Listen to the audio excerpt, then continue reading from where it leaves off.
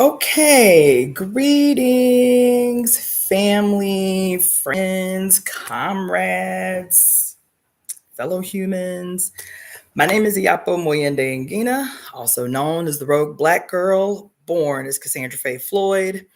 And I am back after a pretty lengthy sabbatical to begin again the reading of The Great Cosmic Mother, Rediscovering the Religion of the Earth by Monica Zhu and Barbara Moore. Now, I have been reading this book. For those who may be tuning in for the first time, this is my fourth time reading this book total. This is my second time reading this book live online. And I thought it was important to start reading this book again, given the situation that we are living in, given the time, the period that we're living in, given the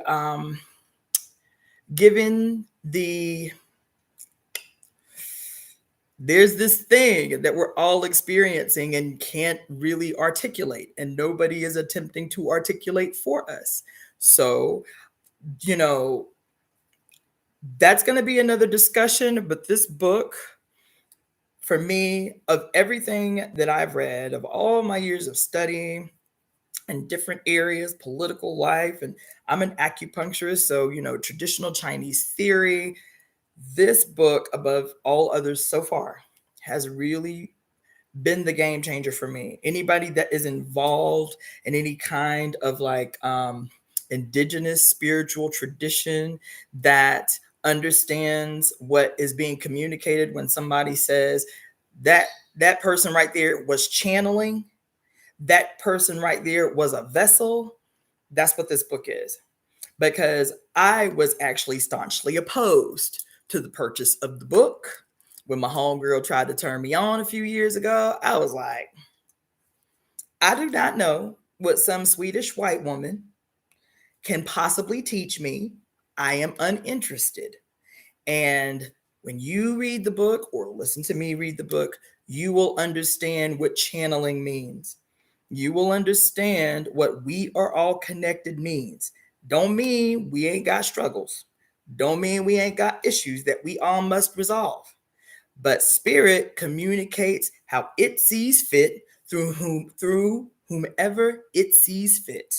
This book is the game changer. So I'm going to pick up with the reading of this magnanimous, wondrous piece of literature called The Great Cosmic Mother, Rediscovering the Religion of the Earth by Monica Zhu and Barbara Moore, both of whom have transitioned.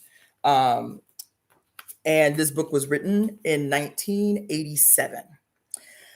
So today I'm going to be reading 4 chapters, and those chapters are, this is still, and for those who might need to catch up or whatever, that's fine. You can just go into my YouTube page, Iyapo Ngina, and they're all numbered in order. So you can just look up The Great Cosmic Mother inside my page, and you can, catch up, listen while you're washing the dishes. No, ain't nobody sitting down for an hour watching no video. And I'm cute, but you don't have to watch me read. You can hear me read as you're doing other things or what have you. Today, the chapters are going to be, we're still in the section 3, Women's Culture and Religion in Neolithic Times. And we are on chapter 27, which is Moon Mother. Chapter 28, the Cow Goddess and New Foods. Chapter 29, Mother and Daughter and Rebirth. Chapter 30, the Moon Tree. And chapter 31, the Dark of the Moon and Moon Blood. And that's where we're going to end today. So with that being said, I am going to begin with the reading of The Great Cosmic Mother, Rediscovering the Religion of the Earth. Chapter 27, Moon Mother. The earliest representations of the Moon Mother, and perhaps the most universal, were in the form of a cone or a pillar of stone.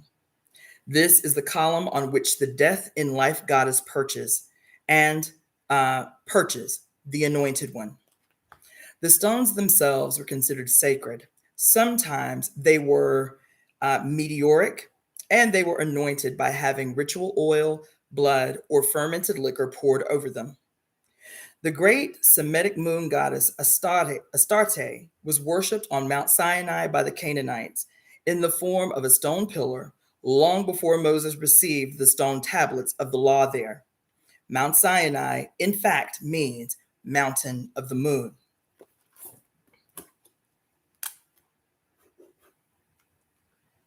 And it is interesting to note that the Hebrew Levite priests were originally serpent priests, i.e., Levi, the great serpent, as in the Leviathan. There is a close resemblance among moon mothers everywhere, and this form of the great goddess is always the lawgiver, the orderer of time, the judge of the dead, and the eternal source of wisdom and ecstasy. She was Ishtar of Babylon long before 3000 BC. As the Hindu moon mother, Kali sits on her lotus posture, breathing the rise and fall of our earthly tides. The Irish goddess Kalich, pronounced Kali, sits in her lotus position also and does the same. Even Mary of the Catholic Church is called, quote, the moon, and is turned to by women in childbirth as her original Diana Artemis Astarte. In her form of the great whale dragon, Babylonian Tiamat, Hebrew Leviathan, Ishtar brought about the Great Flood, an earthly disaster story the Hebrews borrowed from Sumerian and Babylonian accounts. But Ishtar also lamented her drowned children, comparing them to fishes in the sea.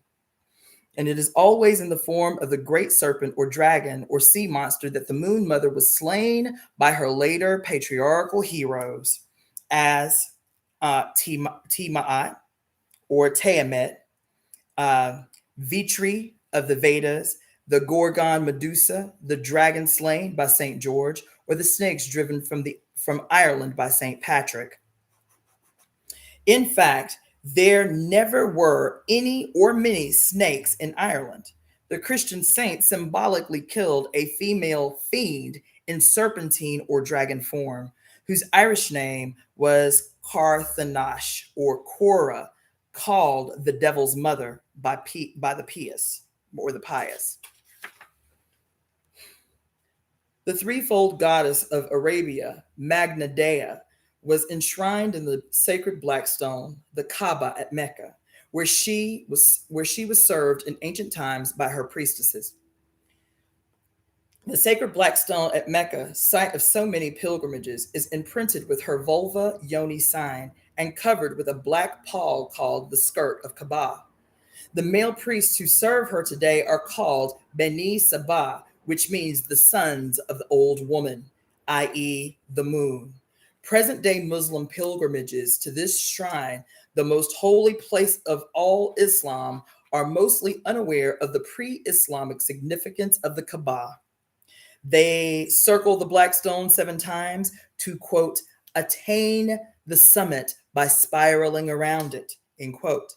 7 is the number of the moon, and the ancients always danced the way in spiral processions to the summits of her earth mounds. Moon shrines and sanctuaries were situated in forests, in caves, and on mountaintops, and by lakes, sacred springs, and wells that were also healing centers. Priestesses guarded the water supplies as well as the sacred fires. This was true even in Roman times, where the priestesses were called Vestal Virgins. Water springs, originating deep in the earth, were believed to have magic and healing powers, and fire was the fertilizing power of the moon, the sacred flame representing the moon's light. Torches, candles, and bonfires were burnt to help keep the moon's fertilizing light shining.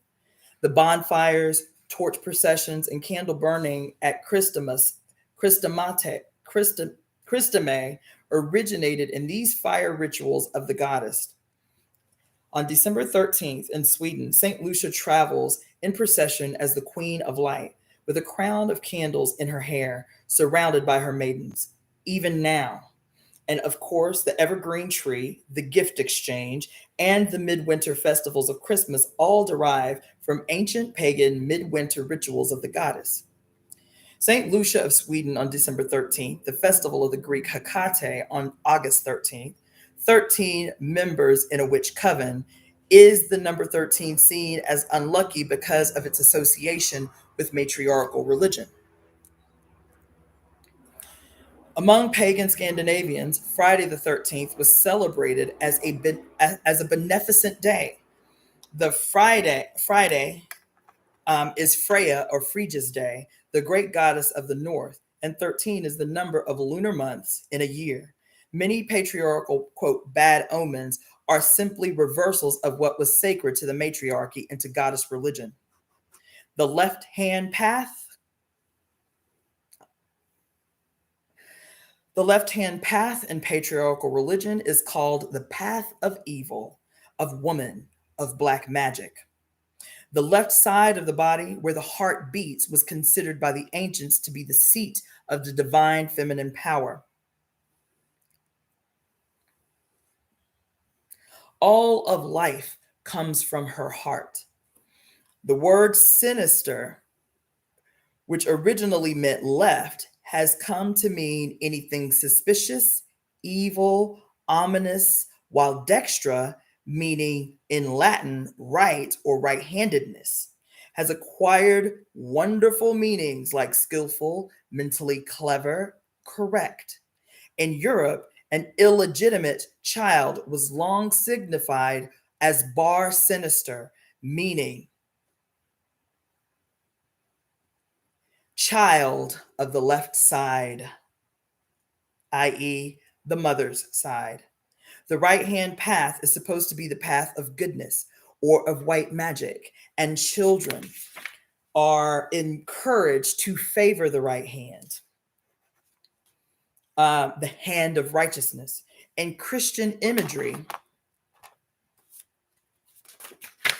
the good sheep sit on God's right hand in heaven, while the bad goats to the left. That these connotations remain with us in modern politics is not accidental. The right is father fascistic. The left is mother communal. Ancient moon priestesses were called virgins. Virgin meant not married, not belonging to a man, a woman who was one in herself. Okay? The very word derives from a Latin root meaning strength, force, skill, and was later applied to men, virile. Ishtar, Diana, Astarte, Isis were all called virgins, which do not refer to sexual chastity, but sexual independence.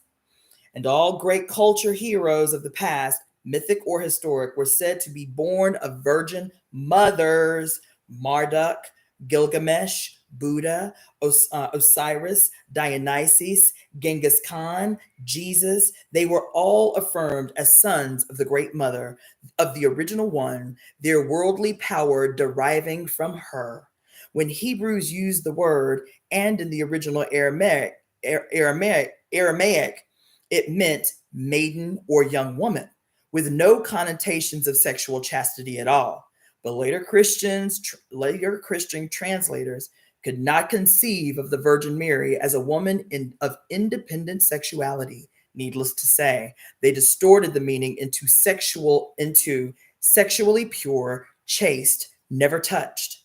When Joan of Arc, with her witch coven associations, was called Les Pucelles, the maiden, the virgin, the word retained some of its original pagan sense of a strong and independent woman.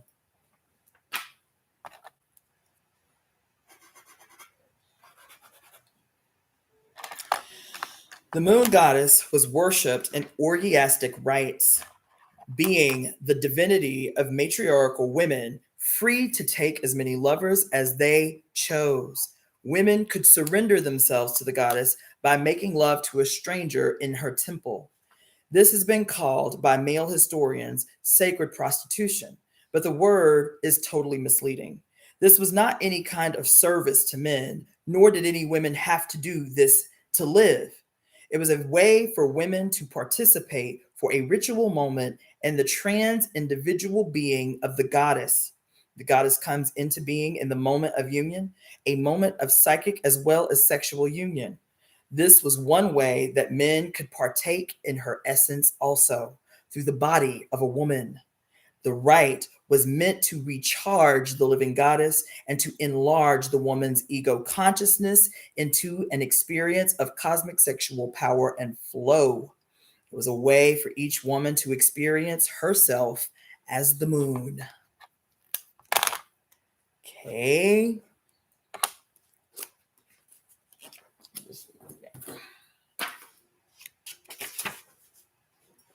Chapter 28, The Cow Goddess and New Foods.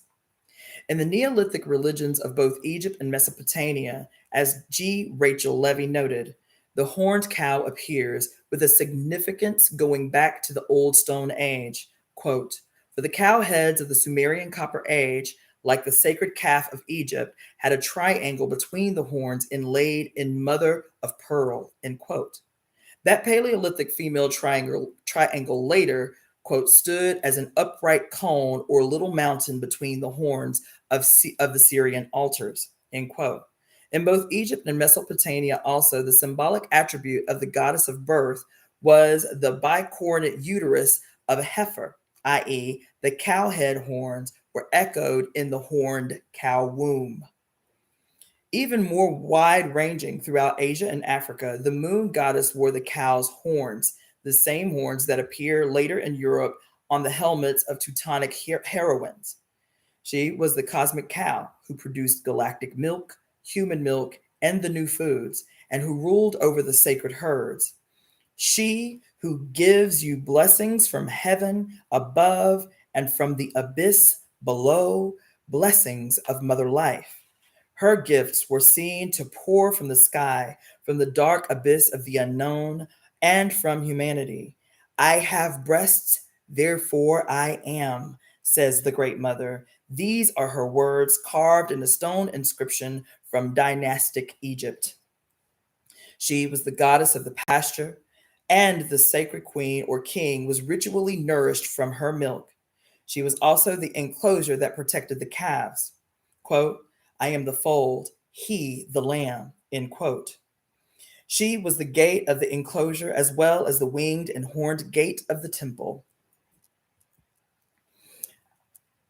She was the gate of the dolmen womb, two stone pillars with a transverse stone resting over them as a kind of ritual doorway. Entrance and threshold rites were always performed to her. The enclosure, the gate, the door, the pillars of the temple, all of these were her body and were thought to have magic and healing powers. Wild goats were probably the first animals to be systematically domesticated, as they were native to the areas where the first Neolithic cultures seem to have originated.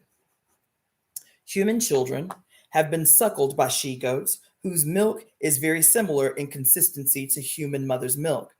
In the myths and folklore of many peoples are tales of human babes reared by animal mothers. A Spanish legend says that the Milky Way of the stars is really milk dripping from the udder of a fabulous goat.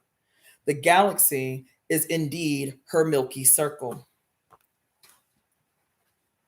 Women domesticated many animals, and surely women who can produce milk from our own breasts were the first to think of using milk from goats and cows as human foods. These new foods meant an increase in nourishment and so a great advance in human practical and cultural development. Remember, the clay reliefs of women's breasts surmounted by cows' horns on the temple walls of Katal Hayuk. Those matriarchal people were vegetarians living on milk and honey. Okay? Suggesting that their cows were venerated for their milk, not slaughtered for their meat. In matriarchal Crete, every cow was known by her personal name. But it seems that bull calves who were unproductive were ritually killed and eaten.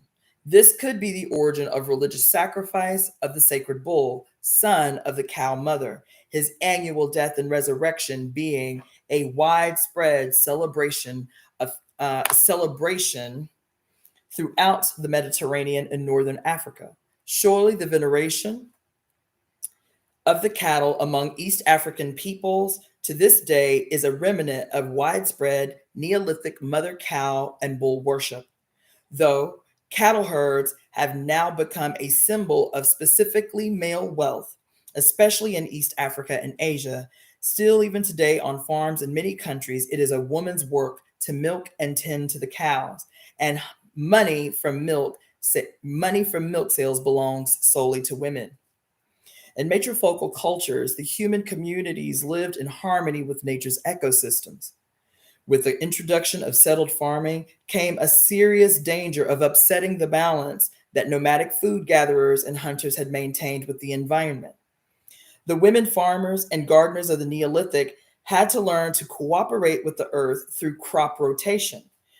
They learned to fertilize fields with human and animal excrement, where human excrement has been widely used to fertilize soil, as until recently in China, people build up resistance to its bacteria.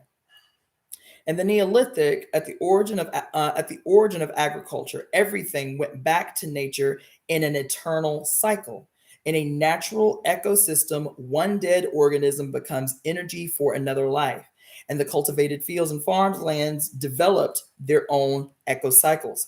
In Indonesia, for example, up to 40 different kinds of plants will grow in the same fields: vegetable bushes, root vegetables, beans, herbs, fruit trees, and so forth. People develop these wise systems for a simple reason: they are living directly with Earth's capacity for survival, not profit. With patriarchy, however, with male dominated farming and animal husbandry, the plants, animals, and soils begin to be forced to produce beyond their natural capacities.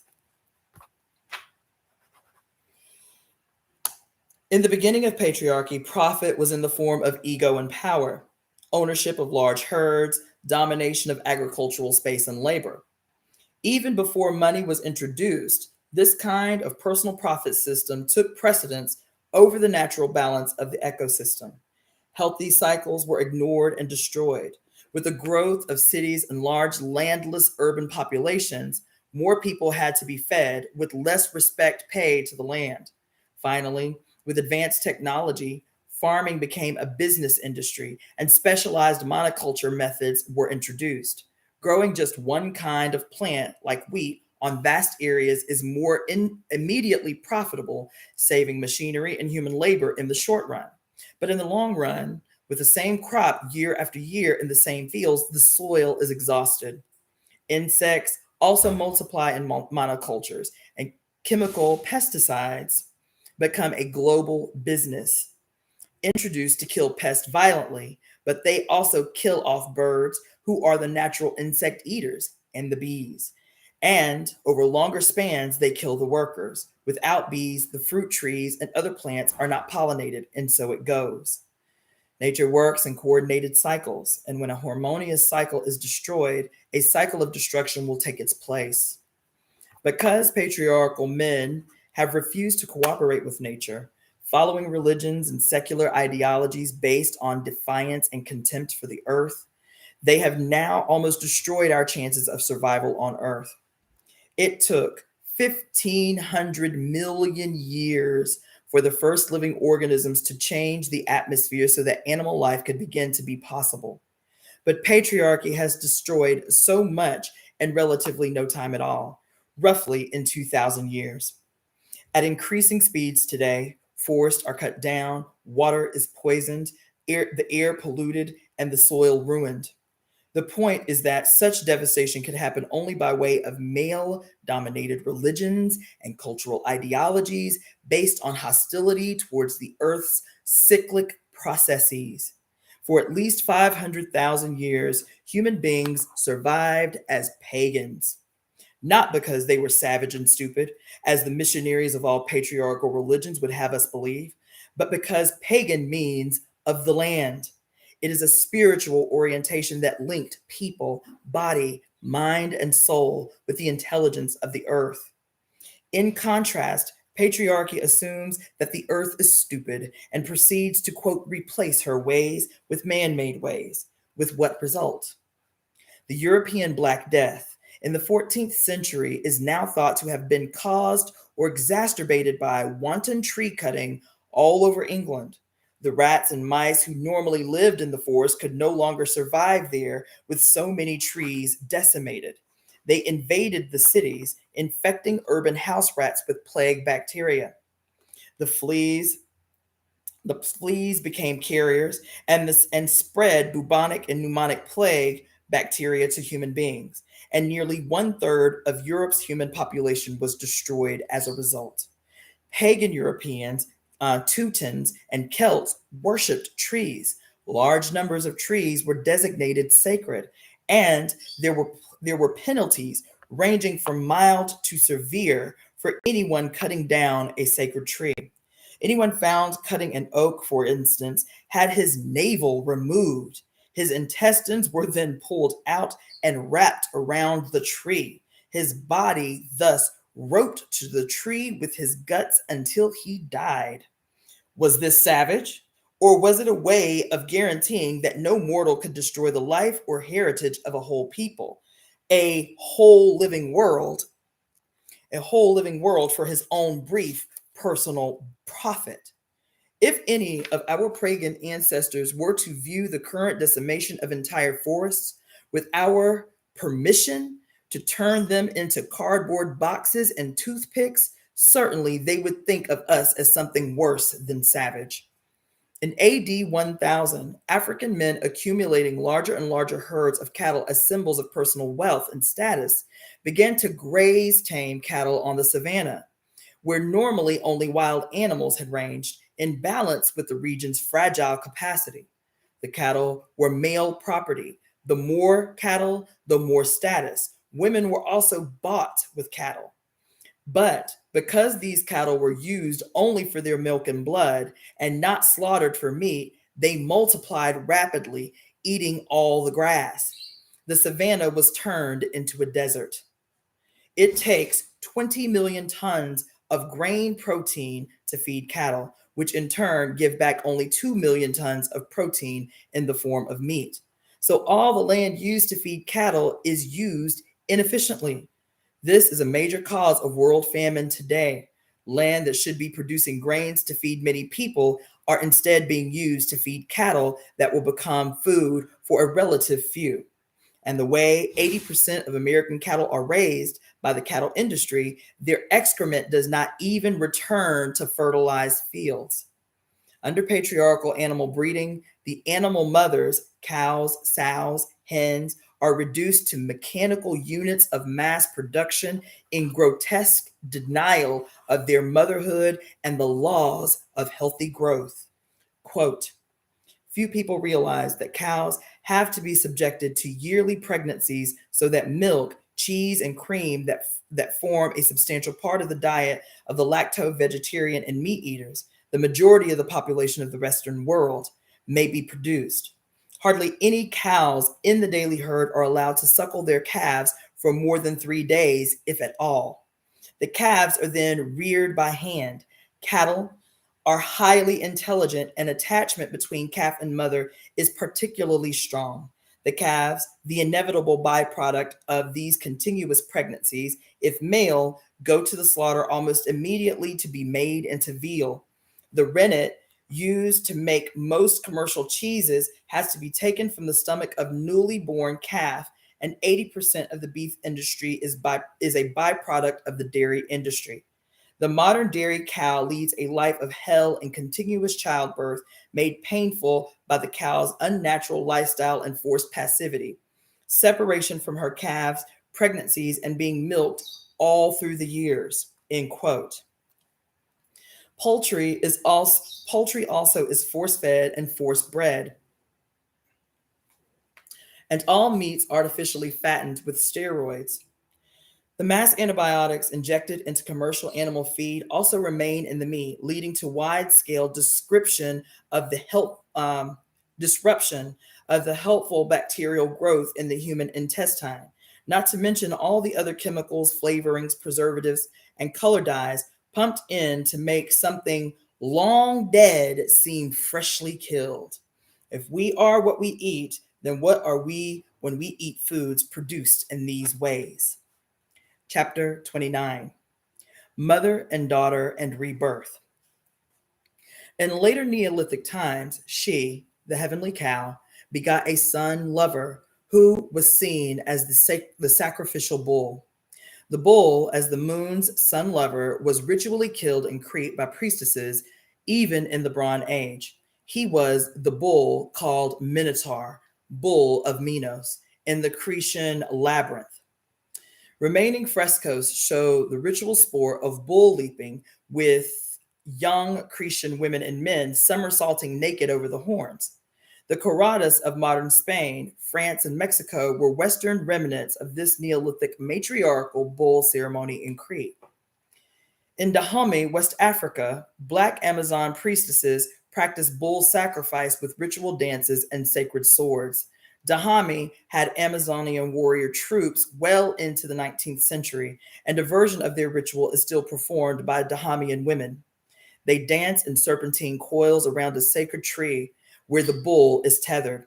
As the priestesses kill the bull with her sword, the women's chorus chants, quote, "Thou the great, who presents thy saber to cut a throat, my hand itches.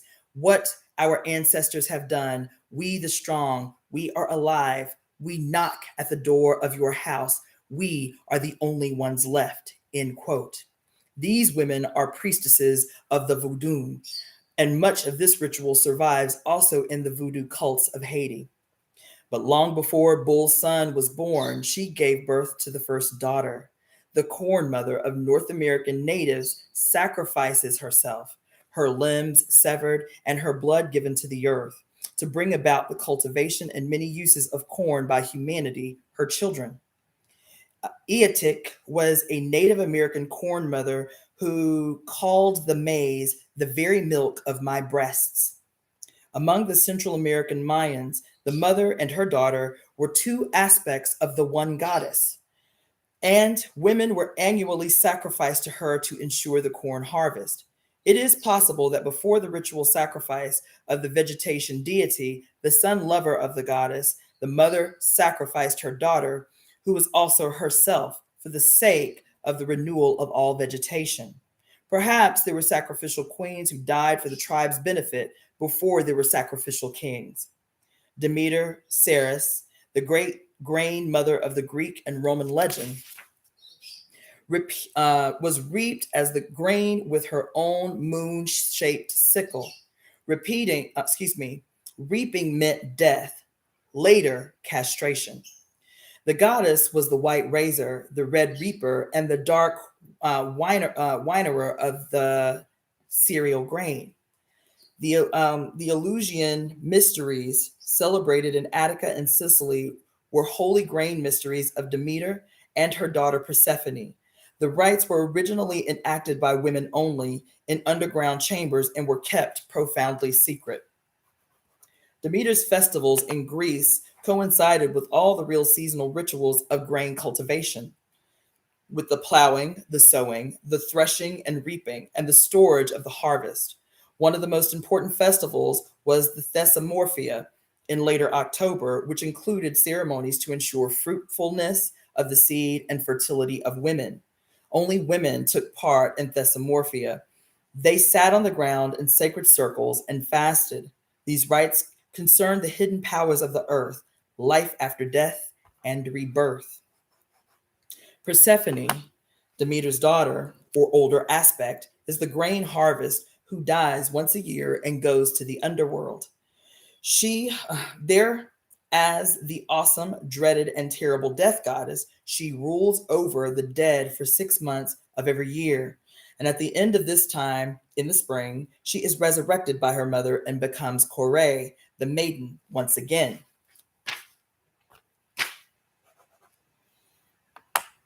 Kore was the deity of youth and gaiety and leader of the dancing nymphs. And these three female aspects, the young maiden, the benevolent mother, and the death goddess, we can see the triple goddess of the moon. In later myth, it was said that Persephone was carried off and raped by the male god of the underworld and kept as his queen for 6 months in the land of the dead against her own wish and will. In this patriarchal version of legend, the goddess and her vegetation processes are seen as passive functions subject to the male will and manipulation. In the original legends, the whole processes is active. The goddess is intentional. She sacrifices herself. It is Demeter's annual grief at the loss of her daughter that causes the death of the crops. Demeter goes searching for Persephone, mourning, while all the lands and animals go barren, nothing can grow, and the terrible despair falls upon the earth. When she at last finds Persephone and restores her to life, there is a renewal, a spring, a reawakening sexual desire in human and animals. All nature is reborn in celebration. Demeter gave the gifts and techniques of agriculture to humans with the sacred Eleusinian mysteries, in thanks for the mortal help she received in her search for her daughter. In return, farmers always offered their harvest first fruits to Demeter. The same ceremony was enacted by the Neolithic people of Britain at Silbury Hill in the worship of Danu. But Persephone, as her own death aspect, must return to rule as queen of the underworld during the dark time every winter when vegetation dies. As Kore, the maiden, she returns each spring the fruits of the fields. And so there is an eternal cycle of birth, loss, mourning, searching, rebirth. Feminists have read the Demeter Persephone myth as a paradigm of contemporary woman, struggling to escape the death clutch of patriarchy in a search for her original fruitful self. As the grieving, determined mother, she descends to the underworld into social rebellion, role reversals, personal madness, the dark journeys of introspection and disintegration that precede creative visionary power to rediscover her own soul. Retrieve the joyous daughter. Retrieve the joyous daughter of self-determining life. Once empowered by this reintegration of mythic and real female energies, women could then rendezvous with male energy as lovers, procreators, friends, without undergoing the suicidal capitulations so long required of us by patriarchal sexual traditions. Oh. In the view of writers like Jill Johnston, it is the modern lesbian especially who experiences within herself the conflict and union of a ravaged Persephone and brave, sorrowing Demeter, social outcast and social conscience. Ceres, the Roman Demeter, was the goddess of grain and of earth's creative powers. She was worshipped by the common people who also worshipped the more ancient and original earth powers, while aristocrats and ruling classes turned to newfangled gods designed to justify their illegitimate power. As the provider of bread and the guardian of sacred laws, Ceres was the protectress of the common people in their oh my God.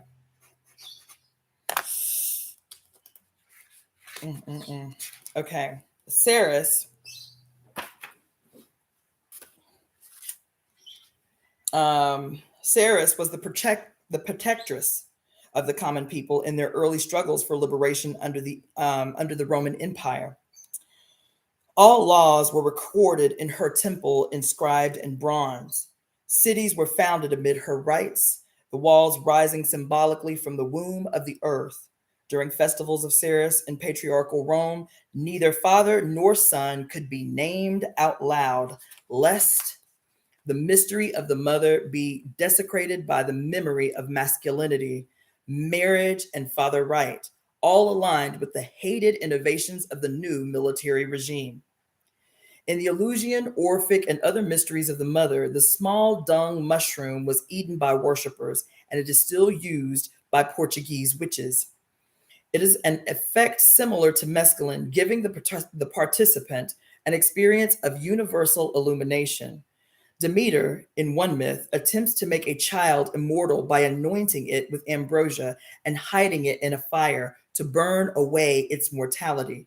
Many such stories were originally related to the ritual use of natural hallucinogens combined with Tantra yoga techniques.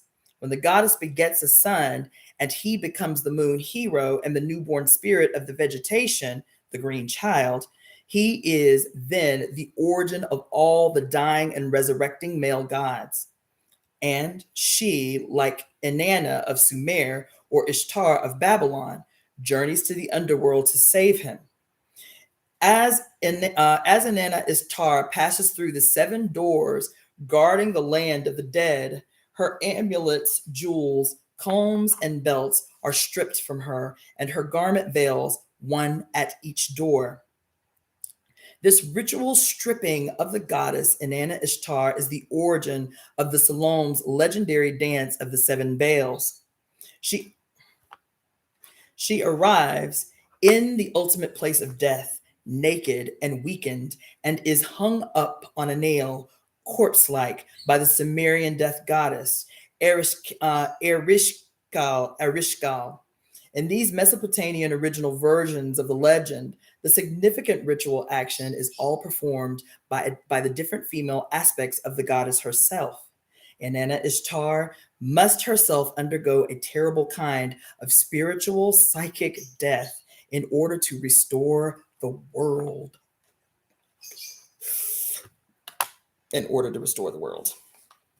How do gods die? Only ritually, by their own hand. In megalithic graves from Asia to Scandinavia, Inanna Ishtar was always imaged as the two cosmic eyes, grim and staring, and below them a torque or necklace of power. She herself kills her son lover, Dumuzi Tammuz, in her form of wild strength, the she-bear or she-boar. Then, as Inanna Ishtar, she mourns Dumuzi Tammuz in the fast of lamentation or Ramadan. Rites of Dumuzi, Tammuz, Atis, Adonis, Osiris, Dionysus were always attended by wailing, mourning women smeared with ashes and head shorn. And Anna Ishtar ultimately finds and restores her son lover to rebirth, and immortality. In Egyptian mythology, it is Isis, the original Great Mother, who goes over earth seeking her sacrificed brother-lover Osiris. Sister-brother marriage among Egyptian royalty was common and desired because both shared the mother's blood. Isis finds and pieces together the severed parts of Osiris's body, renewing the world. Osiris was her moon fruit, the vegetation that was yearly destroyed and then regenerated by her. In still later legend, Osiris was murdered by his own dark aspect, a twin brother Set. Baby. In some myths, the moon hero fights his own way out of the underworld, and still later, showing the complete reversal of meaning under patriarchy, the ritual of the moon god becomes that of the sun god, who saves the male-dominated world by slaying the great mother herself in the form of a dragon, whale, serpent monster. Robert Graves in The White Goddess writes about the goddess in her orgiastic aspect, how at midsummer she demands human male sacrifice.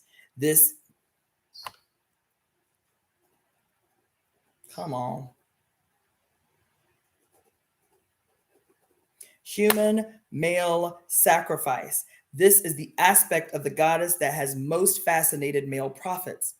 She is the queen of the mountains, of summer, of the wind, and of wild oxen.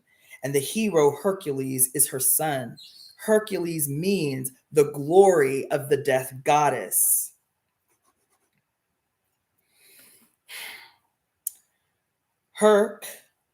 Hera, um, Hercules, Heracles, or Hera, the female aspect of the sky and air encompassing her fertility, was ruler over the pasture lands. Her hair was coiled like snakes. Her eyebrows were shaped like horns. She was called the cow-eyed, the noble one, the giver of all life. Hera was pursued through 300 years by Zeus, the Indo-European thunder god, and finally agreed to, quote, become his wife during the Grecian Bronze Age. Then, at Zeus's bidding, Hercules slayed the serpent Ladon, who was the guardian of Hera's secret fruit. This signals the triumph of patriarchy over the goddess in Greek myth, as does the similar story in the Hebrew Genesis. Oh, come on. Y'all have not heard the word on this day. In the midsummer sacrifice, Hercules was made drunk with mead and led into the middle of a circle of 12 stones arranged around an oak. The oak has been lopped into a T shape, her tree of crucifixion. An altar stands before it. Hercules is bound to the oak with willow thongs. Willow is the moon tree and is the beaten, flayed, castrated, and finally impaled, his flesh hacked into joints on the altar. His blood is caught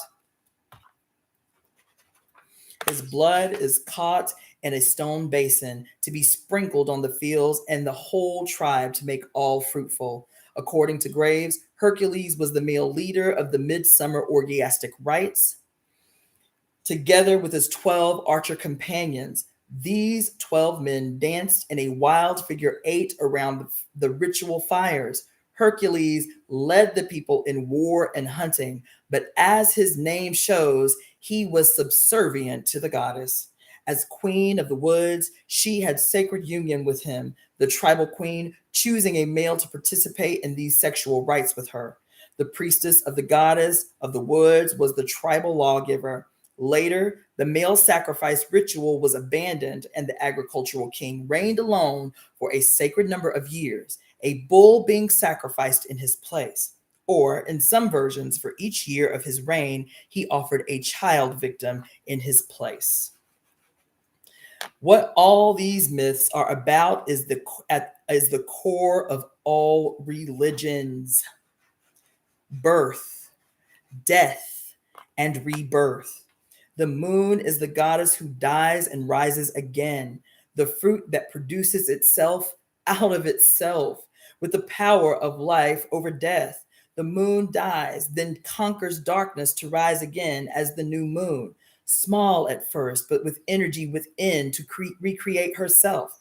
The serpent sheds its skin and is reborn. The grain harvests the daughter. The sun, as vegetation deity, dies and is reborn in the spring. These are all the original, ancient, and matriarchal ideas of cyclic birth, death, and resurrection. Ideas many millennia older than the doctrines of Christianity, which simply co-opted them because of their universal resonance and power and attributed them to a male god. But the first and ultimate world saver is the female. The original resurrecting God is the moon, as the Moon Mother says from the beginning of human time. Quote, "Tell them as I dying live, so that they dying will live again." End quote. Chapter 30, the moon tree.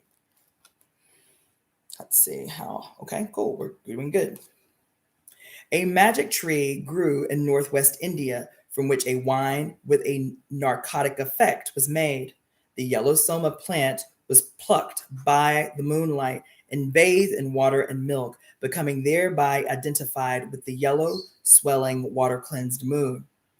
One ate soma with the ritual words, swell and increase, becoming oneself the self of nourishment, free from all the warring opposites. Inspiration and ecstasy led to the final initiation through the moon into a higher consciousness. And this was to become like the goddess, to transcend death and be immortal with the power to envision and create what had not been manifest before. Quote, those who verily depart from this world to the moon, in truth they go. This verily is the door of the heavenly world, end quote. In the Hebrew Christian Garden of Eden, the human race is punished for desiring transcendent knowledge, sexual awareness, and immortality, for wanting to be like gods. In the much more ancient, original, and beautiful Garden of the Goddess, human beings are asked to participate in her immortality, to know and enjoy the ecstasy of divine oneness. That's what all the symbols are for. That's why she gave us the natural hallucinogens for wise use. The Great Mother, being the truly original creatrix, is not threatened by human transcendence, ecstatic illumination, and full sexual consciousness. What genuine Godhead could be threatened by such things? The new patriarchal deities of the Bronze Age, like Yahweh, as secular political usurpers of sacred power, need human beings to be under strict psychic control. As gods, they represented new secular power elites who wanted to hoard the agriculturally created abundance of the earth for themselves, for their ruling royal and priestly and military classes. So they erected gods as police. Woo, shit. Oh my God. They erected gods as police to uphold spiritual taboos,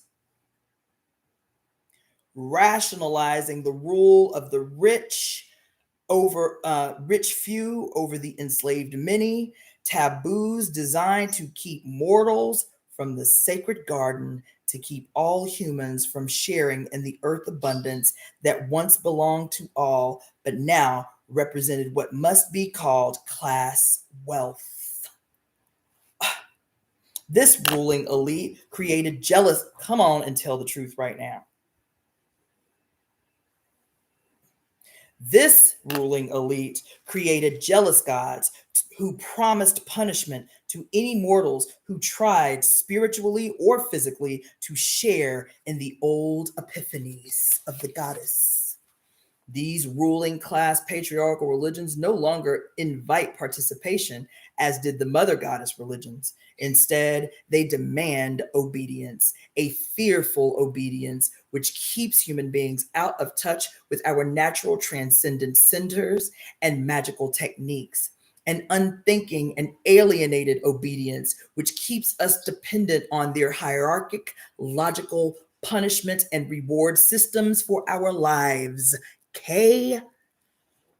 The only way any tyranny can maintain control over the human psyche is to set up a false god, a police god, which is in the guise of religious morality, interposes punitive and manipulative dualistic systems between our daily beings and the source of being itself.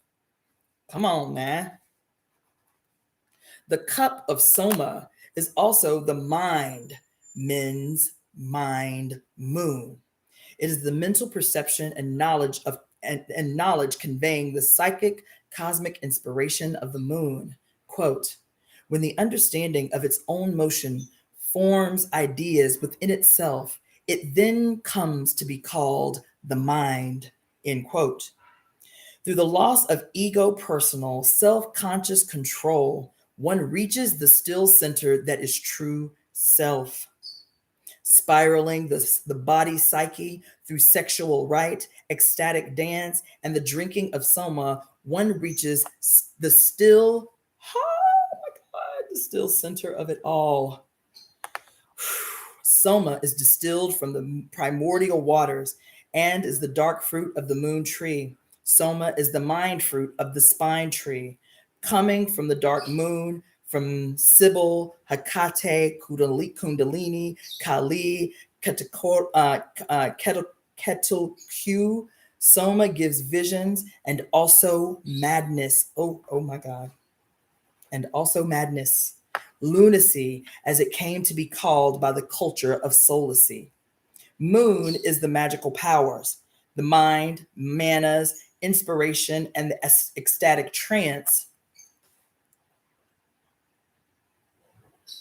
And the ecstatic trance.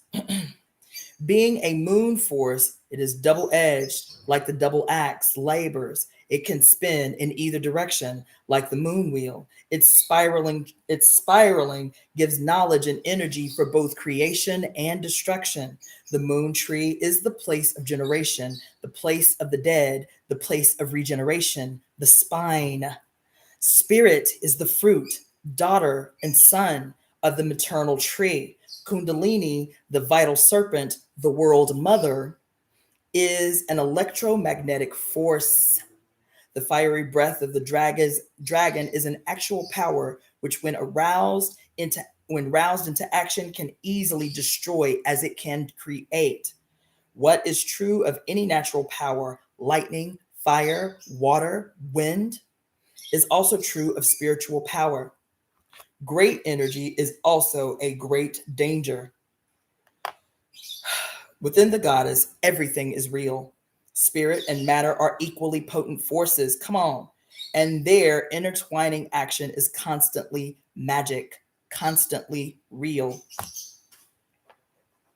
By separating spirit and matter, patriarchal ideology has reduced physical existence to a mere observable mechanism, so-called practical reality, while spiritual existence is discarded or abstracted into the imagination or the ideal. Or, as in the Apollonian solar cults and in the theological tendencies of Buddhism, Judaism, Islam, and Christianity, spirit becomes sheer being or pure existence in eternity or absolute good or some other intellectual abstraction wholly unrooted in the cosmic process, wholly extracted from life like some sublime tooth. Spirit in matriarchal religion does not negate its bond with the mother. It is generated out of the living process in time and space.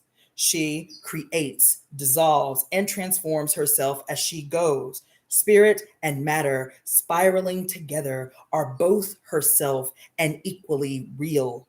And this is the spiritual reality of evolution, in which matter creates itself into consciousness as spirit consciousness has created itself into matter.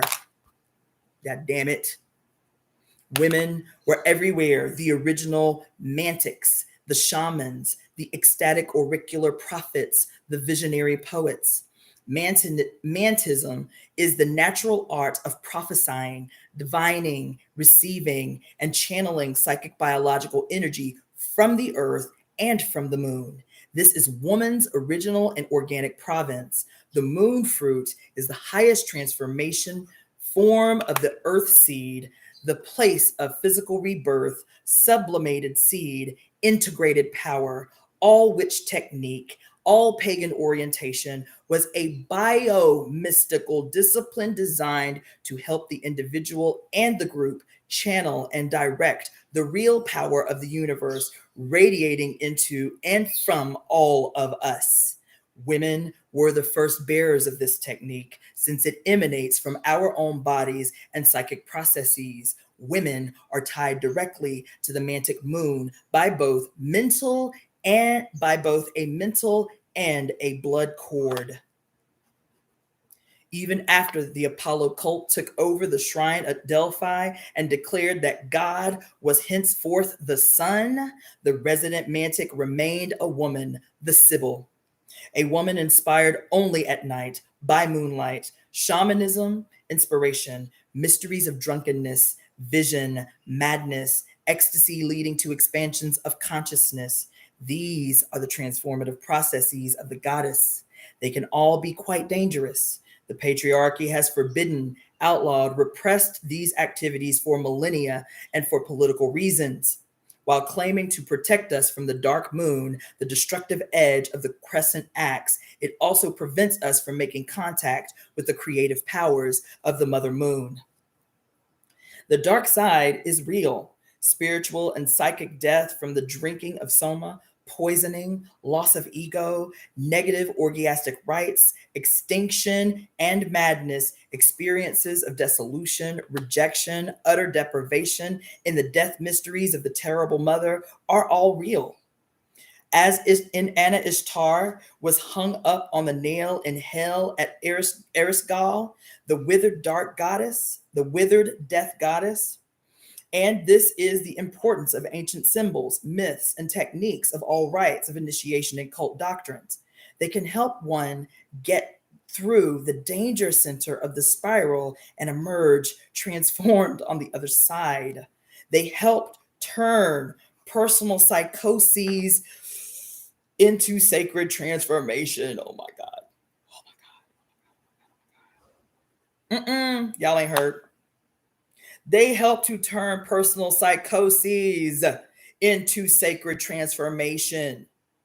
It is precisely at the extreme negative point that the dark moon turns and shifts into the opposite pole of ecstasy and illumination. It is at this point that the moon journey can lead either to madness or a luminous experience of immortality. At the fusion of the double spiral, there is a vortex, winds of dissolution. Beyond is a still center and bliss of union. Transcending the opposites, one can experience the shift from one pole to the other and contain within consciousness an active understanding of this process. And this constitutes the core teaching of the ancient mysteries.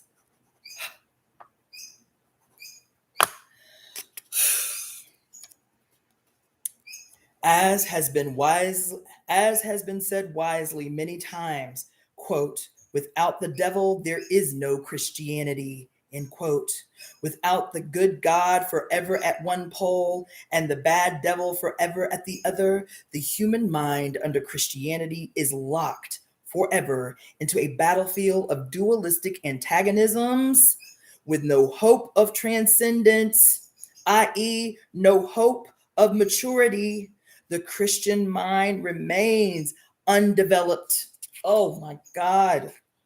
Remains undeveloped. Eternal spectator at the cosmic football game between heaven and hell, honey. Come on. Good and evil, defined as two irreconcilable teams.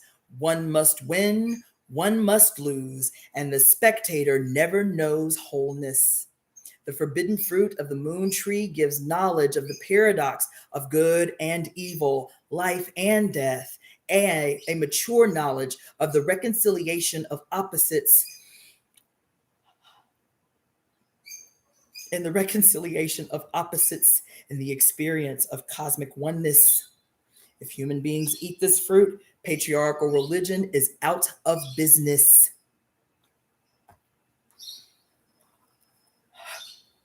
Is out of business, baby.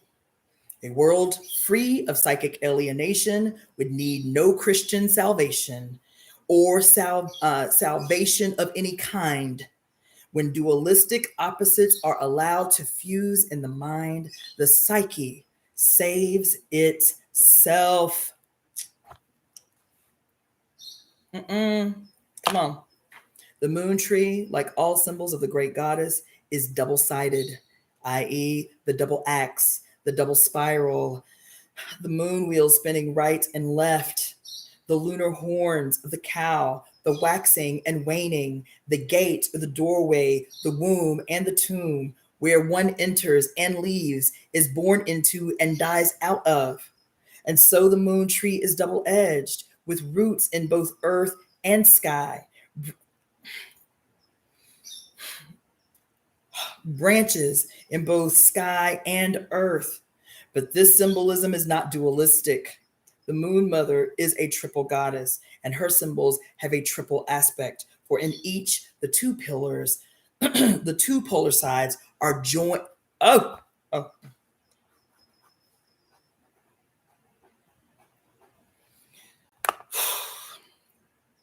The moon mother is a triple goddess, and her symbols have a triple aspect.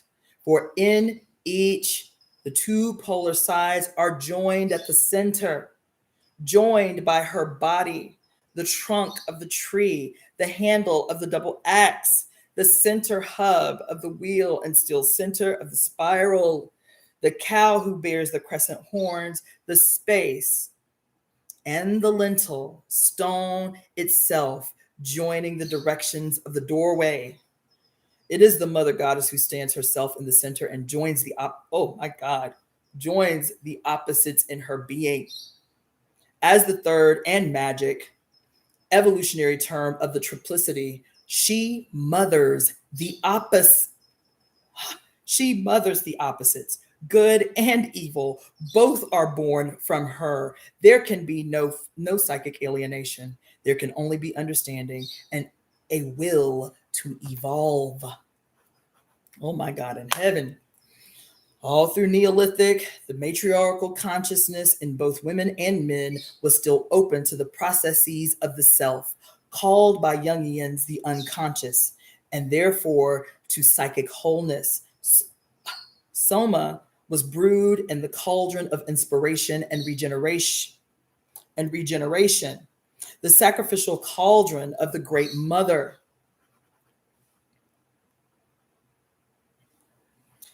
The sacrificial cauldron of the Great Mother. The cauldron, like the other symbols, is the mother's body. It received the ritually spilled blood of death, but also produced the drink of immortality. In the form of the crucible, it was inherited by the alchemists. In it, base metals are changed into gold, matter into spirit, mortal into immortal. This mother pot, appearing among early European pagans as the great Celtic cauldron of inspiration, the cauldron of Setowin, central to later Druid belief and practice. In early Christianity, mingled with medieval pagan iconography, it is the chalice of the Last Supper, the Holy Grail containing the blood of Christ, i.e., the blood of the mother's sacrificed son. It also appears as the suit of cups in the tarot cards. Isis and her priestesses carried a musical instrument called a sistrum. Legendarily, it contained the four elements of the universe: earth, air, fire, and water. Each is the opposite of the other, and they are all resolved into harmony within the body of the sistrum. Nature is released by the movements of Isis, vibrated into music and vision. The roses of Isis are pure passion, love redeemed from lust by the energy of understanding. Quote, I am she of 10,000 names. I am all that has been and is and shall be, and no mortal has ever revealed my robe. The robe of Isis is the multicolored veil of nature which hides the mystery truth from the uninitiated human eyes. The sun lovers of the goddess, Dionysus, Osiris, willingly, but even Buddha, Christ, against their will, are the same. The goddess of Crete wears 3 opium poppy seeds on her head, and Buddhists twirl the wheel, chakra, to achieve inspiration and luminous integration. All this churning of the cosmic ocean finally produced the magic drink of Soma, the moon fruit, the mind. Oh my God. This is the last chapter I'm going to read for the day, as I am overcome. Okay. Chapter 31. The dark of the moon and moon blood. Let me open this window really quick. Ciao. Ooh, wee.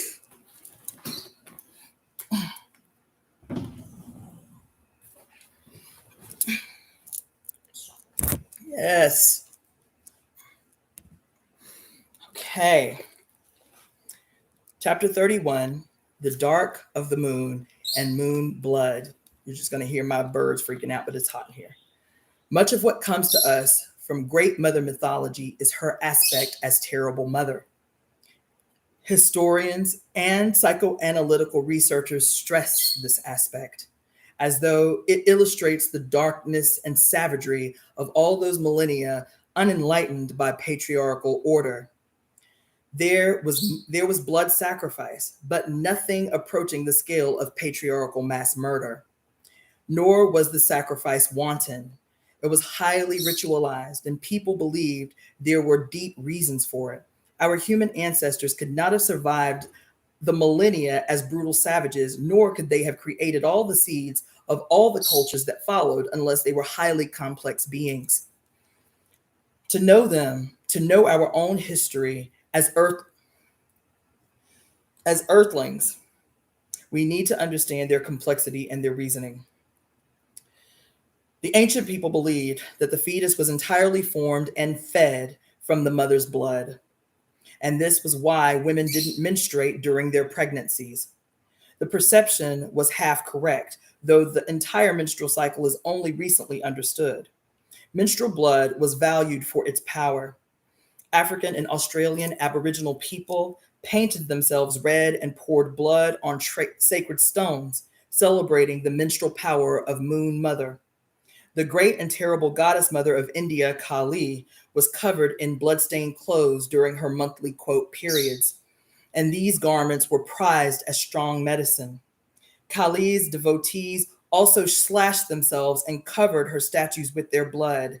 These ceremonies still occur in India today. Expanding on the perceived power of menstrual blood, it was believed that the mother as earth body needed strengthening and renewal through blood sacrifice. As her blood created creatures, so the blood of creatures was cycled back to her.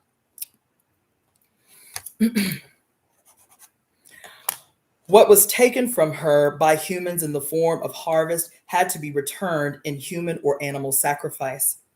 So the Neolithic funeral rites were not only connected to the deaths of human beings, but also acknowledged the death of all earth vegetation.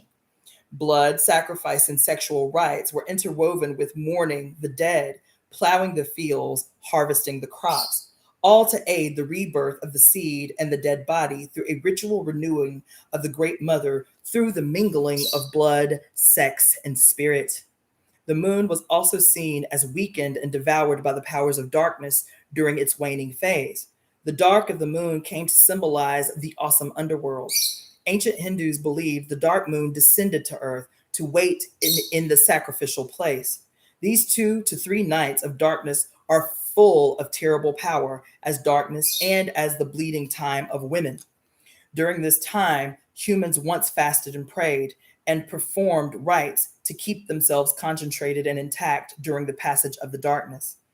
In later Neolithic times, some cultures saw the moon as male, as the son lover of the goddess. As the vegetation deity died once each year to fertilize the crops with his blood, so the male moon god died each month.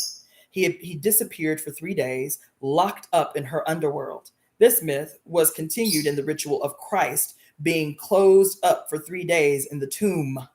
The Polynesian belief, in Polynesian belief, the dying moon journeyed to a faraway paradise where it bathed in the waters of immortality and restored to vigor, returned in 3 days.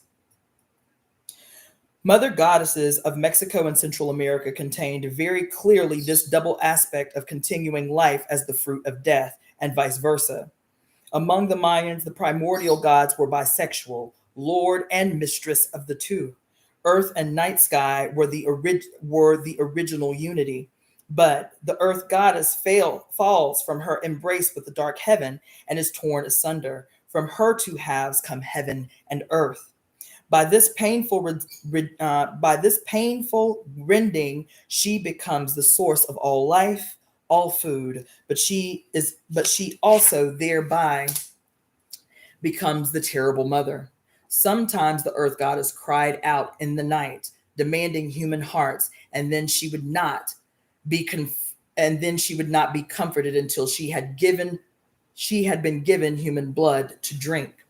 Strong evidence suggests that mass human sacrifice among Mayans and Aztecs, in particular, the offering of hearts to the sun, was a late development. Come on, was a late development initiated by the warrior and priest classes under a militant patriarchy. Blood sacrifice blood sacrifice occurred worldwide. We never know for sure how much of it occurred within goddess worship and how much was attributed to the great mother religion by later male-oriented priesthoods. Mass human sacrifice is definitely linked everywhere with ruling priests and warrior classes in elite male service to a sun god. Individual sacrifice, often voluntary, undoubtedly occurred under the Great Mother, under the moon, and it occurred only among settled agricultural people. Why?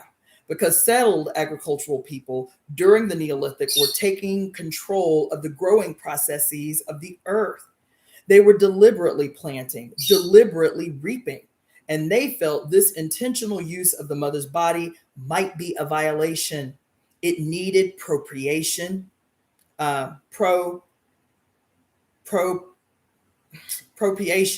which is a form of acknowledgement of use.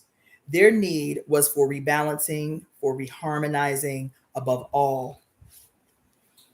The Mayan earth goddess gives all life, all food, and then cries out in the night for human blood, her food.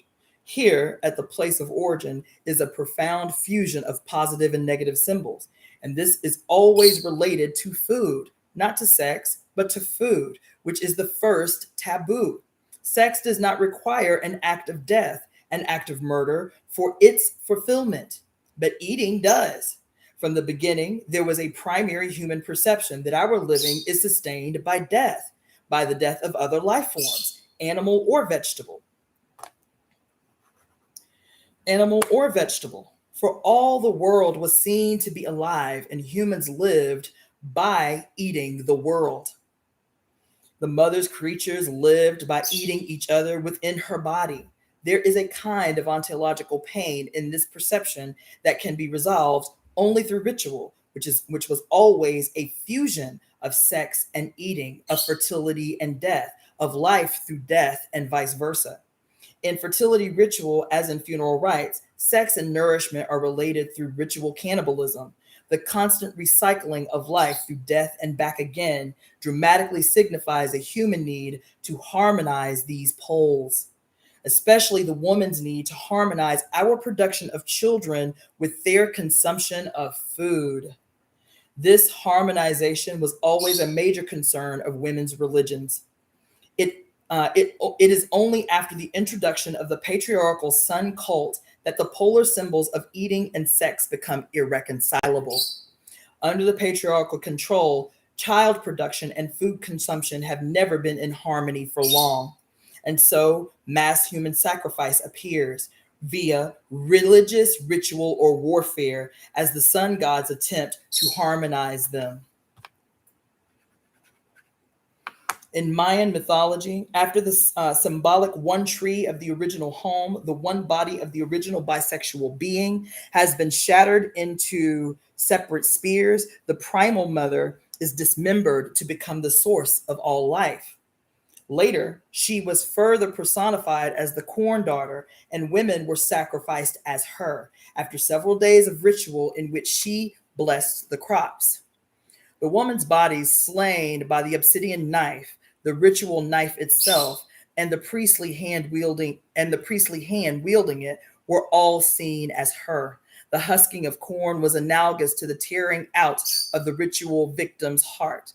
Mating, renewal of vegetation through the act of sex, the ritual killing of the corn daughter were identical.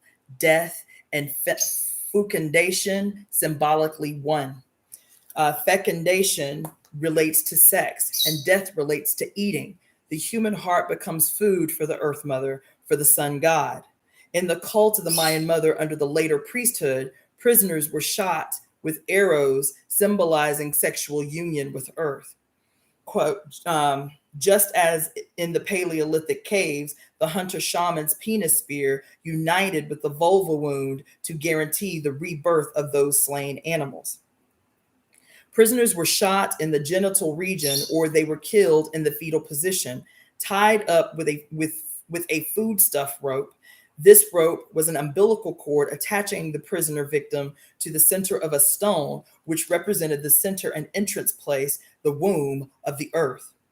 Both Mayans and Aztecs had a goddess who died in childbirth. She was the young moon goddess, daughter of the primal mother of the beginning.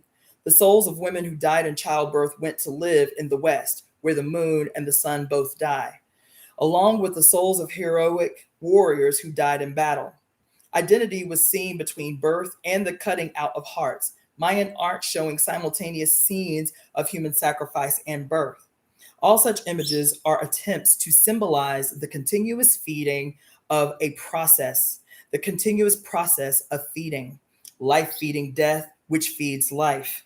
The mother goddess dies to become food for life, her children. Her daughter, as corn maiden, or as moon especially, die to feed her. Another way to show this concept is through the two-headed goddess, the Mexican Cotilcu. Quote, the colossal Aztec statue of Cotilcu fuses in one image the dual functions of the earth, which both creates and destroys. In different aspects, she represents Cotilcu, the lady of the skirt of serpents. In different aspects, of the lady of the skirt of serpents, or the goddess of the serpent petticoat. Quetzalcoatl, the serpent woman, or Tetzalcoatl, the goddess of filth and redemption,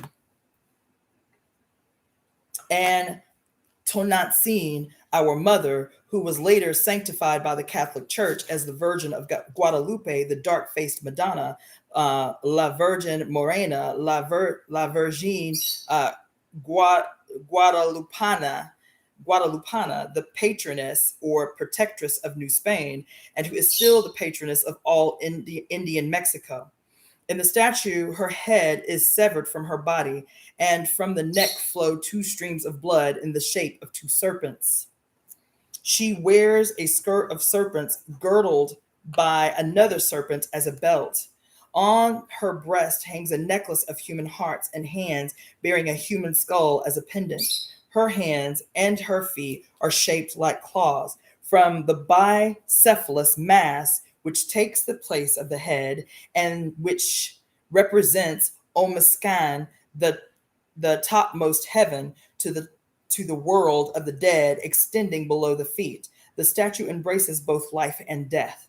Squat and massive, the monumental 12-ton sculpture embodies pyramidal, cruciform, and human forms.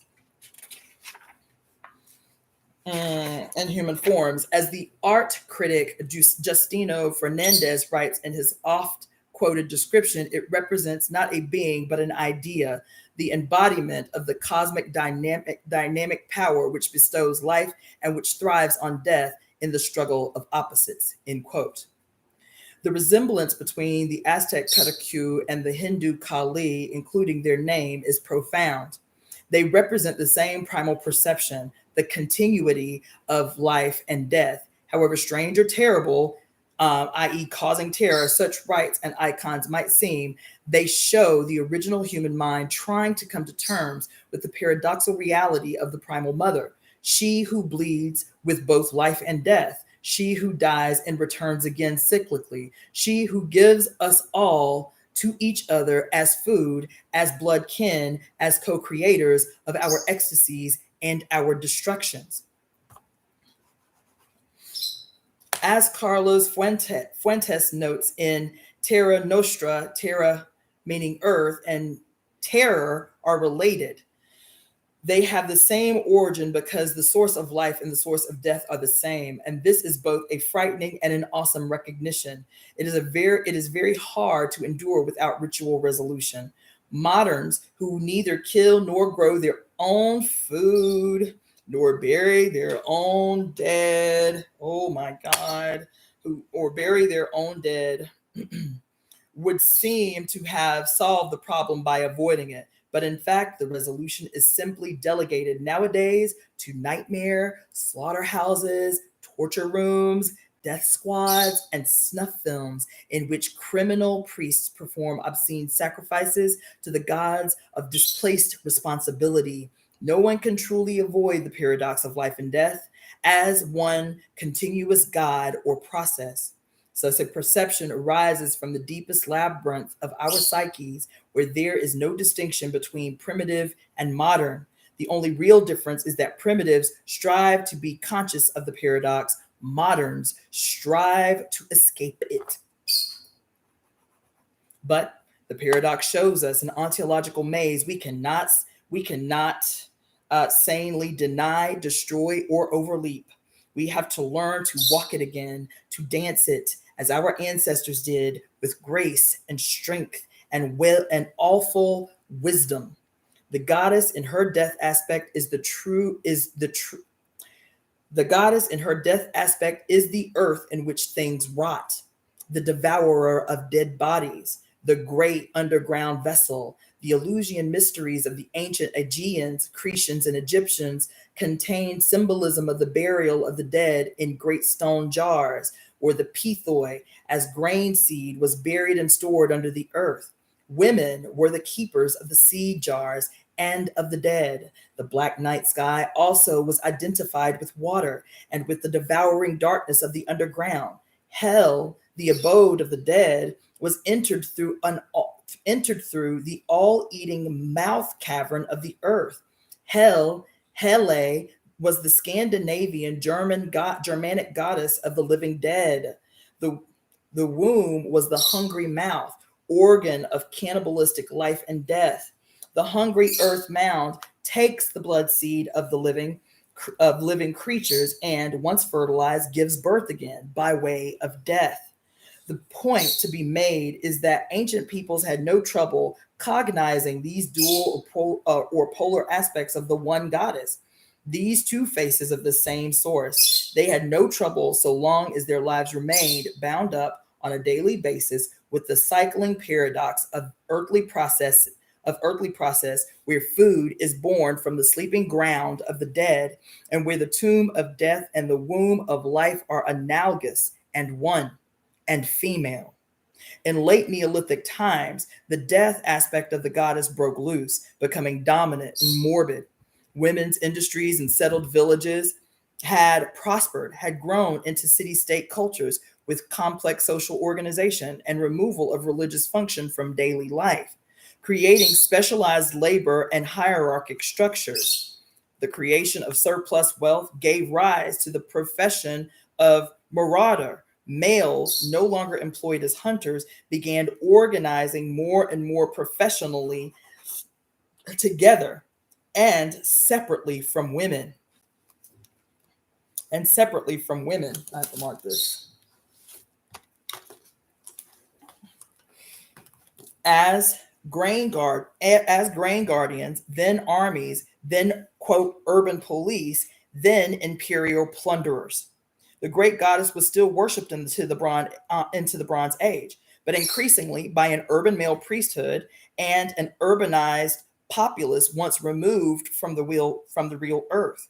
Between producer and consumer, ruler and ruled, living and dead, sacred and daily life, there was a growing gap. Call it urban secular life, historically filled with structures of nervous alienation and psychological personal fears. This marks the rise of patriarchal consciousness, in which humans experience earth magic and cyclic process less and less in their daily lives, and are forced to rely more and more on urban hierarchic priesthoods and specialists to give them secondhand words of faith and moral advice. When religion leaves the land, leaves ecstatic dance and prophetic chant, it becomes increasingly a matter of verbal exhortation, of moralistic rhetoric, where people are told what to feel and believe because they no longer feel and believe it. At the same time, male metallurgists were introducing a technology aimed at altering the natural powers and channels of the earth spirit. Metallurgy detached from the goddess and was no longer a sacred art. It was being used to mass produce offensive war weaponry, the war machines of large bands of highly organized men who were inventing the profession of conquest and plunder, the profession of imperialistic power, armed with rolling metal. This was the patriarchal shift. The Furies cried, quote, "He made man's way across the place of the ways of the goddess and blighted age-old distributions of power," end quote. Male priesthoods made the shift by concentrating more and more on the negative goddess. Once her devotees, they expressed increasingly obsessive fears of the sexual and death-dealing powers of the Great Mother. They did not, as women priestesses had always done, identify with the dark side. The Great Mother had always had her dark aspect, for this is the truth of the universe, and her priestesses resolved it through ritual expression of the fury. Under Bronze Age priesthoods, this aspect was projected, morbidly and exploitatively emphasized and unrelieved.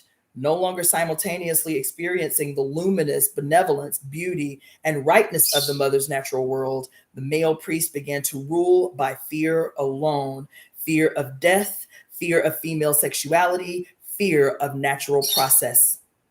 Thus, Kali, the Hindu Great Mother, became dark, all-devouring time.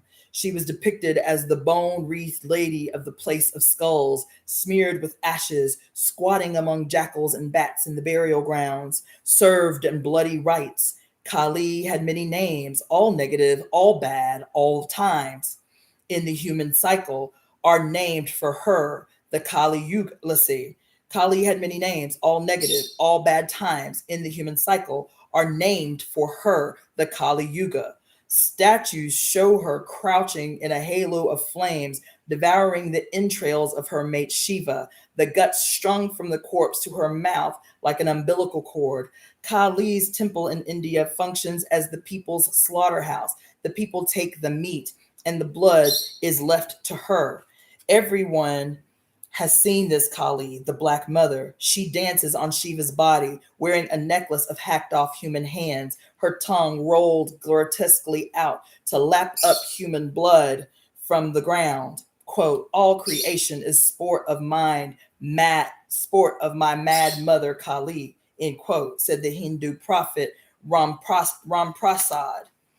She also has her benevolent aspect, but the functions became increasingly severed. Paradox is split into dualism, an act characteristic of patriarchal consciousness. No doubt, as men engaged more and more in wanton slaughter of their own kind for plunder and power, the more they needed to project this split in their own psyches onto the goddess. The benevolent Kali becomes virtually a separate pale goddess, a passive mother, a sex partner without power. At her best, she is the divine Shakti, the creative energy of the male god coming into manifestation at the moment of sexual union with Shiva. The Bronze Age Kali is split into the death goddess or the sex goddess or the mother goddess, but is no longer the one cosmic process containing all aspects and polarities. And it is only as the terrible destroyer, time, that she has any authority or power left. Hair had, ooh, I might have to, I'm gonna read this next part. I forgot. Oh, I was gonna stop at 30 anyway, but damn, this is good. But I am going to stop after the reading of this very next section. Damn, this whole chapter is banging. Okay, so I'm gonna stop after the reading of this next little, like maybe 2 or 3 paragraphs, and then I'll pick up tomorrow maybe. Okay, hair has always been connected with the idea of cosmic power. Hair is electric, radiating energy, a symbol of vitality and spiritual illumination. Witches believed their magic power was in their hair. During the European witch hunts, the first thing the church did to to captured witches was to shave them from head to foot, thus driving out the devil power that lived in their body hair. American Indians have fought hair clipping missionaries for centuries. To mourn a dead person, the hair was cut, signifying a life offering to death. With the increase of urban priesthoods and the unbalanced obsession with the death aspect of the Great Mother, the more we find some symbolic connections occurring between death and the shaving of the head, sacrifice, and castration. The priests of Isis had bald heads, and still today we have tonsured monks, shorn nuns, and the Christian notion that a woman's hair is a seductive, witchy insult to God and must be covered in his church. And thus, traditional Jewish brides cut off their long, glorious hair, sacrificing original female power to be subordinate to a male in marriage. Among the Greeks, the goddess of the dark moon was Hecate. She was the queen of ghosts and of the crossroads, where many midnight rituals took place. Hecate was the destroyer. Newborn children and animals were sacrificed to her. She was the giver of rain as well as harvest storms. Her major festival was celebrated on August 13th.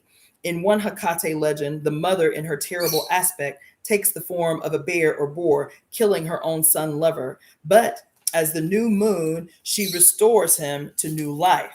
Dark Diana of the Romans, goddess of the witches, wore a necklace of testicles, echoing the castration nature of Kali.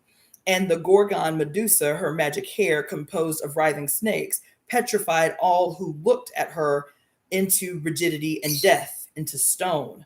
Thus, many of the primal aspects of the cosmic mother were turned into aspects of the enemy.